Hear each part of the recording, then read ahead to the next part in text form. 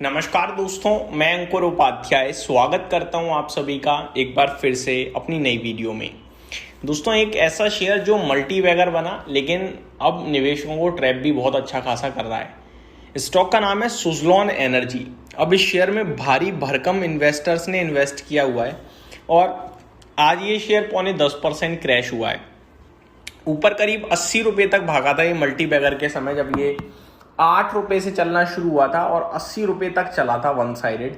लेकिन 80 रुपये का हाई लगाने के बाद अगर आप नोटिस करें, इस शेयर में जो गिरावट है वो भी काफ़ी सीवियर है। मैं यहाँ पे एग्जैक्टली देखने की कोशिश कर रहा हूँ। 86 रुपये का हाई मुझे दिख रहा है 2024 सितंबर में, और 86 रुपये से गिरते गिरते गिरते गिरते इस शेयर ने अभी रिसेंटली करीब 13 मार्च 2026 को 38 रुपीज़ का लो हिट करा। वहां से एक दमदार रिकवरी आई, लोगों के इन्वेस्टर्स के मन में थोड़ी खुशी बनी और अराउंड 60 रुपीज़ को 19 जून को शेयर ने हाई लगाया। 19 जून को 60 रुपीज़ का, और आज ये शेयर 48 पे आ गया है वापस से। आज की गिरावट के पीछे का रीज़न है इस कंपनी के क्वार्टरली नंबर्स। तो पहले मैं आप सभी के साथ रिजल्ट्स डिस्कस करना चाहूँगा, फर्दर डिटेल्स आपके साथ बाद में बात करेंगे। रिजल्ट्स की बात करी जाए तो नंबर एक शब्द में बोलूँ तो डिसअपॉइंटिंग है, दूसरा शब्द है खराब और तीसरा शब्द है बेकार। सबसे पहले नतीजे, कंसोलिडेटेड प्रॉफिट कंपनी का 324 करोड़ से घटकर 305 करोड़ रह गया है।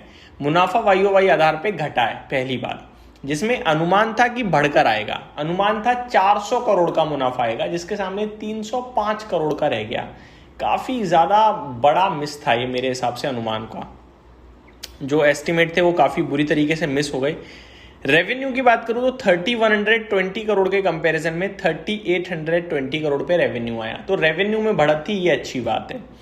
मार्जिन अगर आप नोटिस करें तो 19.22% से सीधे घटकर 15.55% पे रह गए। तो मार्जिन डिसअपॉइंटिंग थे, काफ़ी बुरी तरीके से टूटे हैं। करीब 4% मार्जिन घट गए हैं, ऑलमोस्ट 4%। एबिटा की बात करी जाए तो 599 करोड़ के कंपैरिजन में 595 करोड़ पे एबिटा आया है। तो एबिटा भी हल्का सा घटता हुआ दिखा है।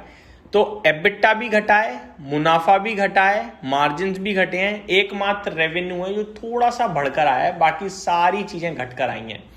तो नंबर्स कहीं से कहीं तक अच्छे नहीं लगे हैं, मैं सिंपल भाषा में अगर आप सभी के साथ बात करूं तो। अब आते हैं शेयर के प्राइस पे। देखो, 65,000 करोड़ के मार्केट कैप पे है कंपनी छोटी नहीं है। अगर आपको लगता है 40-50 रुपए का शेयर है छोटा है, गलत लगता है। 65,000 करोड़ का मार्केट कैप है, बहुत बड़ी है ये कंपनी। दोस्तों, इसने ना पहले भी अपने निवेशकों को बहुत ज़्यादा परेशान किया है।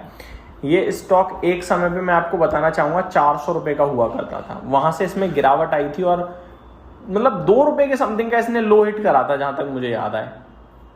6 रुपये था ये 2013 में, ठीक है। उसके बाद ये और घटाई था, मतलब मैं यहाँ पे देख पा रहा हूँ करीब 1 रुपये 70 पैसे रह गया था 2020 मार्च में।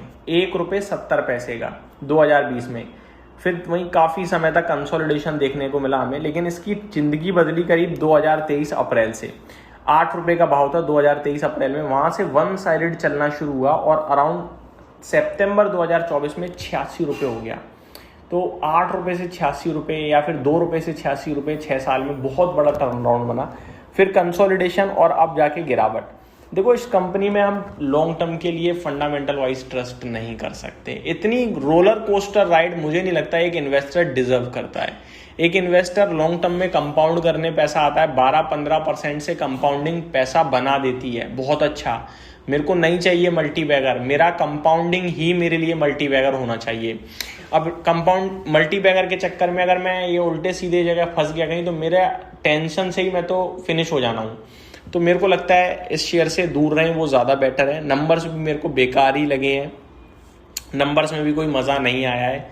वॉल्यूम्स बहुत हैवी रहते हैं। हाँ, वो एक अलग बात है, आपको ये शेयर थोड़ा एक्शन में दिखता रहेगा कि 40 से 60 हो गया 50%, 60 से वापस 50 हो गया, 40 हो गया, वो आपको मतलब मूवमेंट वाइल्ड दिखती रहेगी।